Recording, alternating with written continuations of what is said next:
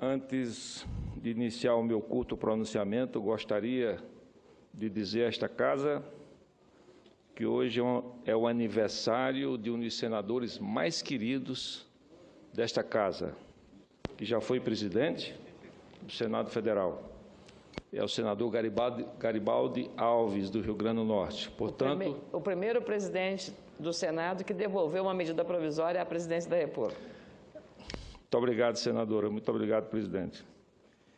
Quero, em meu nome, dos nossos companheiros senadores, transmitir a ele e à sua dileta família os parabéns e com o desejo de muita saúde e muita paz. Senhora presidente, senhores senadores, ao longo do ano de 2015, eu fui designado pela minha bancada, o PMDB, especialmente pelo meu líder, Eunício Oliveira, para ser o relator do orçamento do Ministério dos Transportes. Com muito esforço, com muita dedicação, de minha parte e de minha equipe técnica, e com a colaboração dos meus amigos da Comissão de Orçamento, senadores e deputados, conseguimos aprovar no orçamento do Ministério dos Transportes e hoje no orçamento da União Brasileira, uma dotação de 165 milhões para que possamos iniciar uma das obras de infraestrutura mais desejadas pelos paraibanos, que é a duplicação da BR-230 no trecho compreendido entre Campina Grande e Cajazeiras, num total de 350 quilômetros. Já foi feito o projeto de viabilidade econômica e de meio ambiente do primeiro trecho de 33 quilômetros entre Campina Grande e a chamada Praça do Mundo, ou a comunidade chamada Farinha.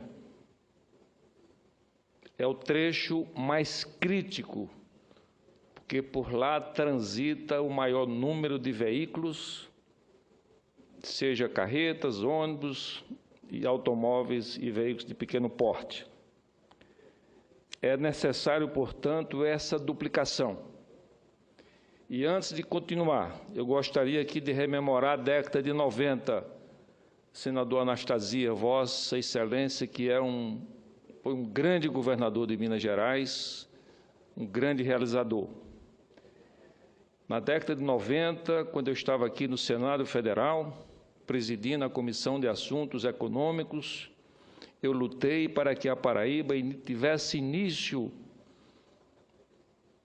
as estradas duplicadas, porque isso era apenas um privilégio dos grandes estados do sul do país, especialmente São Paulo e Rio de Janeiro.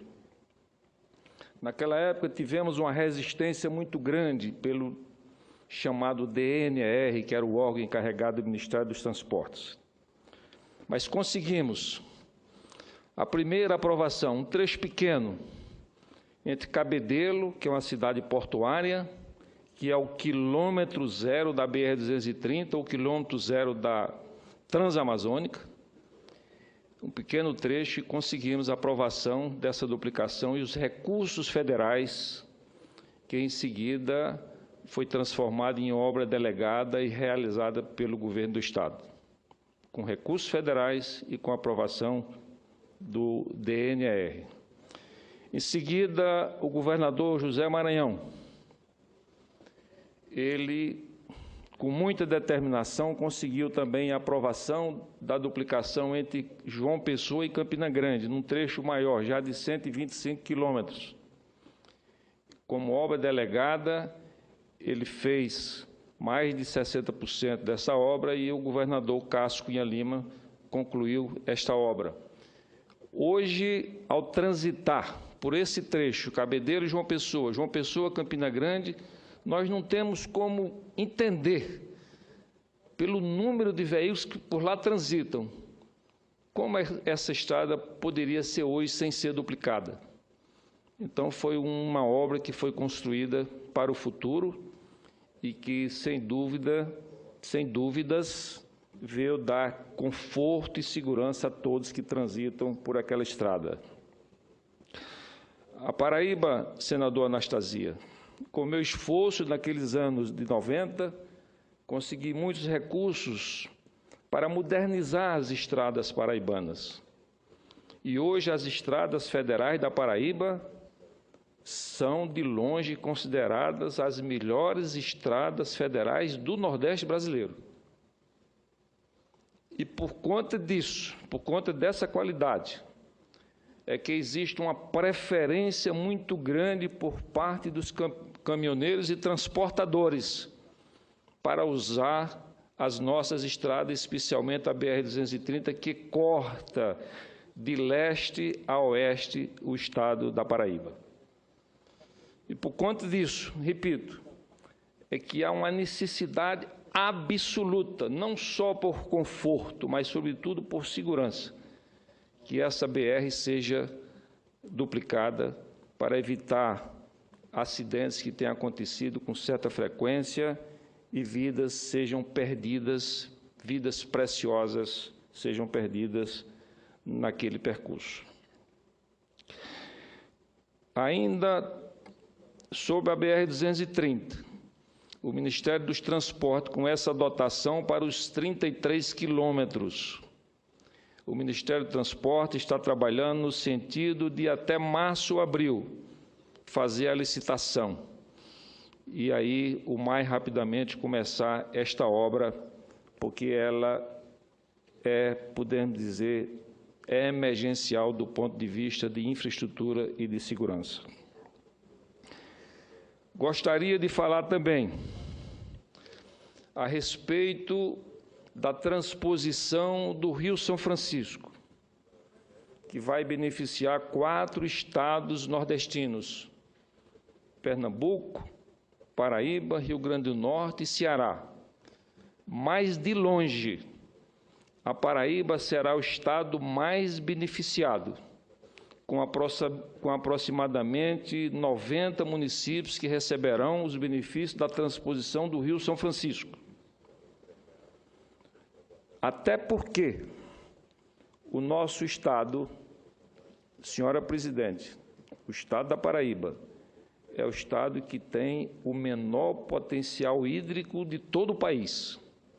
E era fundamental que o projeto da transposição beneficiasse de forma consistente o nosso pequeno estado da Paraíba. Mas a notícia boa no momento é que estamos tendo no Nordeste, especialmente Pernambuco, Paraíba, Rio Grande do Norte e Ceará, chuvas que já estão em várias localidades, levando água para abastecer açudes que há 4, 5 anos não eram cheios, não recebiam a quantidade de água necessária para ultrapassar todo ano, em função da necessidade do seu uso e da evaporação da água. Essas chuvas estão sendo muito bem-vindas, ainda não com a regularidade que nós precisávamos, mas elas estão sendo muito bem-vindas porque elas vão resolver a questão hídrica emergencial, porque a transposição do Rio São Francisco chegará, apesar de ser uma obra que tem continuidade ininterrupta. Essas águas, o benefício da transposição só chegará a esses estados, especialmente a Paraíba, no final de 2016 ou no primeiro semestre de 2017. Então, nós precisávamos dessa colaboração da natureza para que resolvêssemos a questão hídrica de forma emergencial, abastecendo os nossos açudes de forma a dar tempo, aguardando o término dessas obras. E quero avisar também aos paraibanos que, para que a Paraíba receba o benefício da transposição do Rio São Francisco, é necessário, tecnicamente, que 3 barragens sejam recuperadas.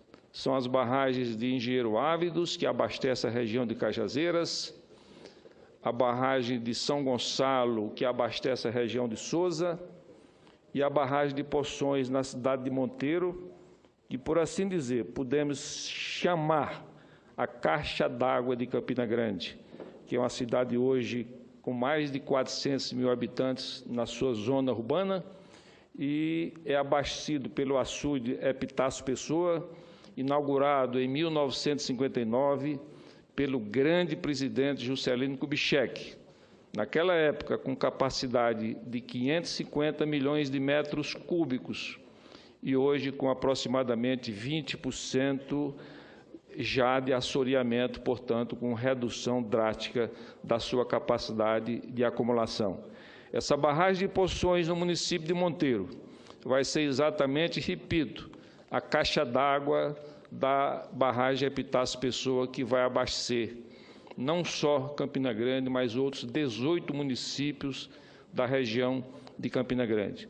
Portanto, são notícias alvissareiras do ponto de vista da questão hídrica, mas que nós recebemos com muita satisfação. Passei agora quase 2 semanas percorrendo o meu estado e verifiquei que existe já uma situação de pouca ou de menor preocupação em relação à questão hídrica face a essas chuvas que estão caindo não só na Paraíba, mas no Nordeste brasileiro. Mas, senhores senadores, senhoras senadoras, eu tive a satisfação também de, agora no final do ano, no mês de dezembro, ter tido um projeto na Comissão de Desenvolvimento Nacional, entre os projetos chamada Agenda Brasil. Eu tive o privilégio de um dos meus projetos ser escolhido, que é o projeto que trata da revitalização do Rio São Francisco, porque não adianta somente fazer a transposição, uma obra hídrica e de infraestrutura de grande porte, se daqui a 15, 20 ou 25 anos a gente não contar com a água do Rio São Francisco, que hoje tem menos de 5% correndo no seu leito. Então, é fundamental a transposição. E esse projeto de minha autoria, que foi aprovado em caráter terminativo e já remetido para a Câmara dos Deputados para ser aprovado o mais rapidamente possível, ele cria um percentual sobre o faturamento bruto das empresas que usam a água do Rio São Francisco para transformar em energia elétrica, especificamente a companhia Axesf e a Três Marias. Isso faz, com a cobrança desse percentual, cria-se um fundo permanente, definitivo, sem necessidade de recursos do orçamento ou do Tesouro Nacional, para que a transposição seja permanente.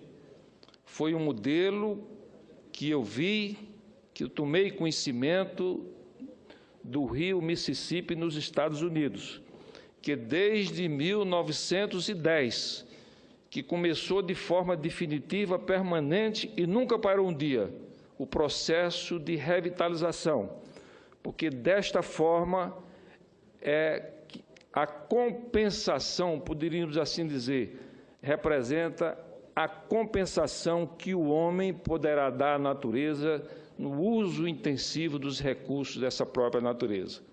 Então, foi um projeto de grande importância, porque a revitalização é tão importante quanto é a transposição do Rio São Francisco. E aí atende, com essa revitalização, atende também aos estados, especialmente ao estado da Bahia, que tem um carinho, que tem um apreço pelo grande patrimônio que é o Rio São Francisco, que começa em Minas Gerais, atravessa o estado da Bahia, na sua maior parte, e que sempre foi objeto da defesa intensiva de todas as pessoas e organizações que defendem com muito afinco o Rio São Francisco. E nós sabemos que é uma degradação do Rio São Francisco, especialmente nos seus afluentes, porque estão inseridos em terras particulares e muitas vezes os proprietários não têm a sensibilidade de zelar por este grande patrimônio da natureza e terminam interferindo no bem maior, que é o Rio São Francisco, chamado carinhosamente pelos nordestinos de o Velho Chico. Portanto, esse projeto, senhora presidente, da revitalização do Rio São Francisco é um presente, né, que nós, do Senado e do Congresso Nacional, daremos ao Velho Chico para a sua continuidade, para a sua permanência e para o benefício de todos os brasileiros que precisam do Rio São Francisco. E, no caso da transposição, ele vai beneficiar e atender em caráter definitivo às necessidades hídricas de 12 milhões de brasileiros. Muito obrigado, senhor. Cumprimento o senador Raimundo Lira. O Velho Chico agora entra na ficção brasileira e talvez aí possa todo o Brasil conhecer melhor este rio tão relevante, um rio da integração do Nordeste, como o senhor disse, começa lá em Minas, do senador Anastasia, que vai ocupar a tribuna agora, e o senador Otto Alencar, muito bem referido aqui, é um conhecedor profundo, tem falado muito no Velho Chico, escreveu uma obra, e então cumprimentos pela relevância dessa matéria. Senhora presidente, antes de passar a palavra ao nosso estimado, querido senador Anastasia, eu gostaria de fazer mais aqui uma comunicação. Está aqui no Senado Federal, visitando aqui as nossas instalações, o jovem José Maranhão Neto, neto do nosso companheiro, o senador José Maranhão, né, carinhosamente chamado na Paraíba de um mestre de obra. Hoje, atualmente, na história política da Paraíba, na história contemporânea, é o político que tem o maior currículo administrativo e político da Paraíba. Foi governador 3 vezes, senador pela 2ª vez, deputado federal, deputado estadual, e ele trouxe pela 2ª vez o seu netinho, José Maranhão Neto, para conhecer as nossas instalações. Quem sabe, no futuro, ele será um senador. Muito obrigado.